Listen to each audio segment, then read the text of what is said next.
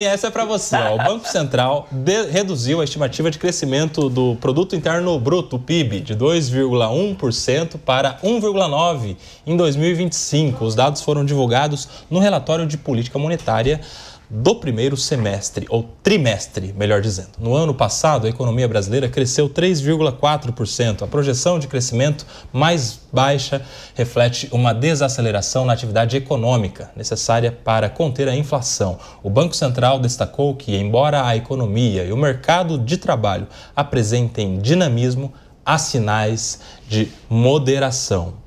Se a gente tiver um crescimento, lá no final das contas, de 1,9%, segundo esta previsão, Ana Beatriz, você acha que isso vai repercutir para a popularidade do presidente? Porque este seria um pibinho, né? Um aumento muito pequeno de 1,9%.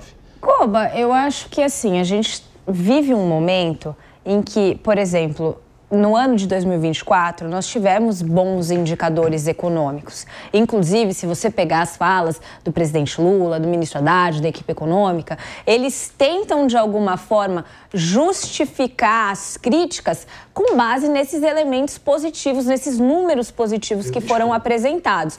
No entanto, não é isso que faz diferença. Nós estamos até agora discutindo, a Ellen comentou, o Mano comentou, a gente coloca ali que o grande vilão é o preço dos alimentos, e a Maria comentou, o custo de vida das pessoas que não conseguem ver essa melhora nesses índices econômicos por conta da inflação e do aumento dos preços.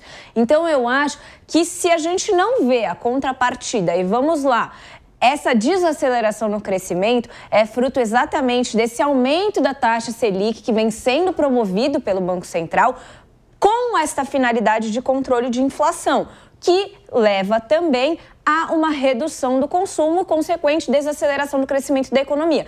Então, assim, se a gente conseguir, dessa maneira, efetivamente controlar a inflação e isso se configurar numa melhor sensação das pessoas com relação ao custo de vida, aí sim vai ser uma coisa positiva. Mas esse dado isolado, jogado numa notícia, eu não vejo diferença nenhuma. O que você discorda, mano? Eu discordo que os indicadores econômicos do ano passado tenham sido positivos. A gente está olhando apenas o crescimento do PIB, mas se a gente olhar os fundamentos que sustentam tem desemprego também que foi bom, né?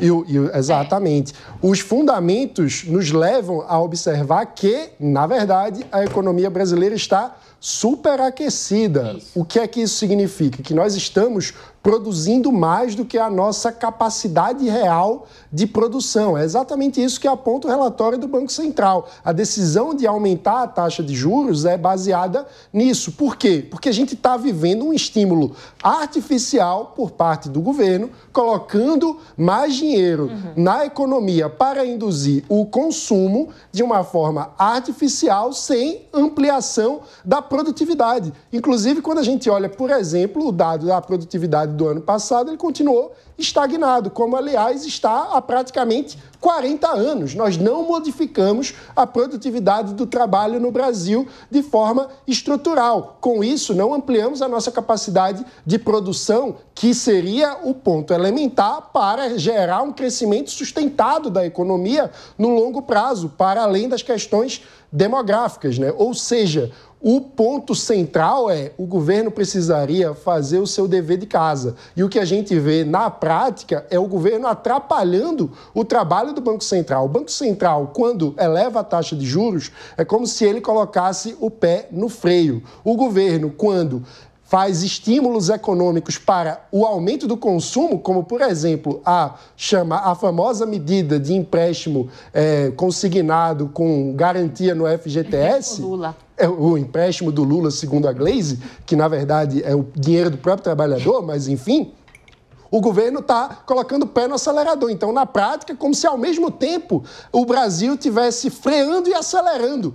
Quem dirige sabe o que ocorre, o carro capota. Não, e só acrescentando que, assim, o pós-arcabouço fiscal, né, que é o que esse governo inventou, o que a gente faz? Acabou o arcabouço fiscal. Bom, vamos criar novas regras.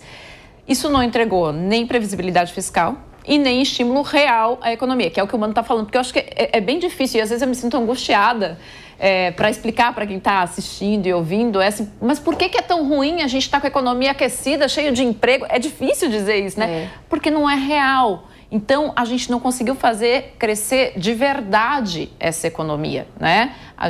Pensa um motor superaquecido, o que é que vai acontecer? Ele vai pifar. É isso, a questão não é o aquecimento da economia, o superaquecimento, ou seja, a gente está estimulando de forma artificial acima da capacidade real que o motor tem de sustentar. Então, vai pifar. Excelente, você sempre com as melhores metáforas, mano. Parabéns. Você queria não, e aí assim, o que acontece? Como a gente não conseguiu entregar depois esse arcabouço fiscal, nem previsibilidade fiscal, nem um crescimento real da economia, a margem de manobra do Estado está muito reduzida, para não dizer nula. Quer dizer, o que você faz no pra frentemente, né? Como é que a gente vai agir daqui para frente? Se não fez até aqui, quando a gente está faltando 1 ano e meio para a eleição, é difícil acreditar que alguma coisa nesse sentido de nos dar maior previsibilidade, maior segurança, maior ajuste, vai ser feita. Então, essa inflação só vai piorar e o crescimento só vai... Jogou a toalha, porque, segundo ela, a janela de oportunidade para um ajuste das contas públicas é só após a próxima eleição. Ou seja, o que é que está fazendo no governo ainda?